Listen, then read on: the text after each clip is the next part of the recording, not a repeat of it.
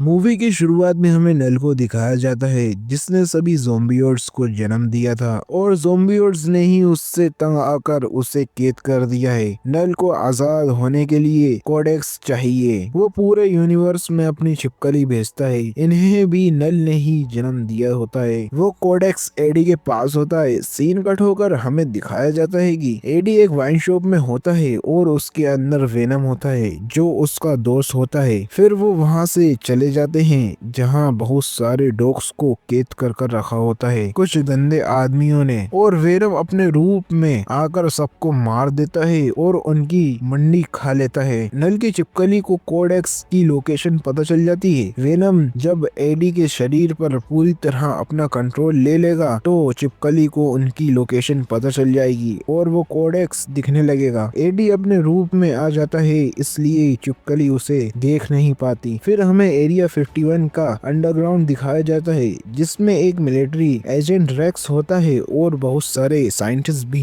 एक आदमी को पकड़कर लाया जाता है जिसका सिम्बियोट उससे दूर होने के कारण वह बहुत कमजोर हो गया था। डॉक्टर पेन उसे एक सिम्बियोट देती है जिससे वह ठीक हो जाता है और उन्हें इंफॉर्मेशन मिलती है कि नल कौन है और वो क्या चाहता है और इसे कैसे रोका जा सकता है। इसे रोकने का एक ही उपाय है, वेनम और एडी में से किसी एक को मरना होगा जिससे कोडेक्स खत्म हो जाएगा। ये सुनकर रेक्स एडी की खोज में लग जाता है। फिर हमें एडी को दिखाया जाता है जो एरोप्लेन से लटक कर न्यूयॉर्क जा रहा होता है क्योंकि जब वो बार में था उसने एक न्यूज देखी थी। उसमें बताया जा रहा होता है कि एडी ब्रो को पुलिस ढूंढ रही है एक मर्डर के केस में। एडी और वेनम ने यह फैसला किया था कि न्यूयॉर्क जाकर एक खास आदमी को ब्लैकमेल करके इस मसले से निकल जाएंगे। फिर वहां पर छिपकली आ जाती है और पूरे एरोप्लेन को हिला देती है। एडी की किस्मत अच्छी होती है और छिपकली एरोप्लेन के इंजन से टकरा जाती है। फिर वेनम समझ जाता है कि छिपकली उनके पीछे क्यों पड़ी है। वो कोशिश करता है कि ज्यादा से ज्यादा एडी के अंदर ही रहे। एडी एरोप्लेन से कूद जाता है और वेनम एक पैराशूट बन जाता है जिससे वे सही सलामत नीचे आ जाते हैं। एडी वेनम से कहता है अब ये क्या बवाल है। वेनम कहता है इसे कोडेक्स चाहिए। ये कोडेक्स तभी ले पाएगी जब तुम्हारी बॉडी पर मैंने पूरी तरह कंट्रोल करूंगा। फिर रेक्स को एडी की लोकेशन मिल जाती है और वो उसे पकड़ने के लिए वहाँ पहुँच जाता है। एडी और वेनम अलग हो जाते हैं और एक नदी में गिर जाते हैं। एडी आगे बहने लगता है। एडी बिना वेनम के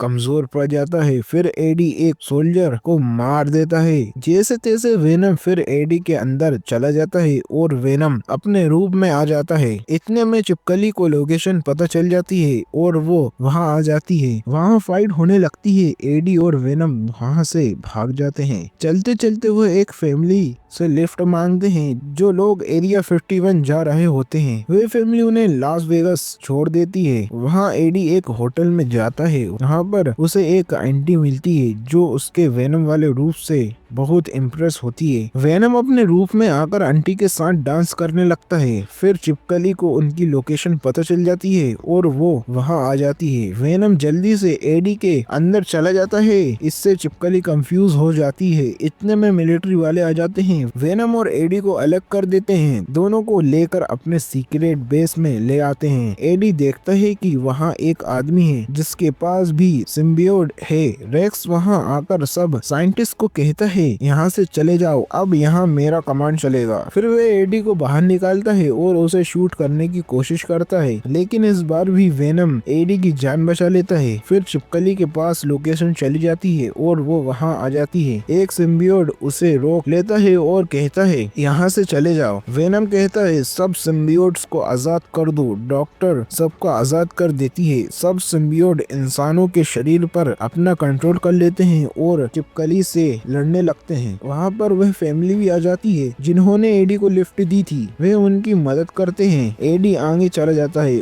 और वहाँ नल और छिपकली भेज देता है। वेनम सोचता है कि हम दोनों में से किसी एक को तो मरना ही पड़ेगा, नहीं तो ये पूरे प्लेनेट की बैंड बजा देंगे। फिर वेनम पूरी छिपकली को अपने अंदर जकड़ लेता है। वहाँ एक केमिकल होता है एलियन को मारने के लिए। उन सब को वहाँ ले जाता है और एडी को दूर कर देता है। फिर रेक्स उसे एक्टिवेट कर देता है। इससे बहुत खतरनाक धमाका होता है। इससे नल बहुत गुस्सा हो जाता है। सीन कट होकर दिखाया जाता है कि एडी होश में आ जाता है और उस पर जो भी केसेस थे वो हटा दिए जाते हैं। उसे एक आम जिंदगी जीने का मौका मिलता है, लेकिन वो उदास होता है क्योंकि उसका दोस्त अब नहीं रहा। यहाँ पर मूवी खत्म हो जाती है।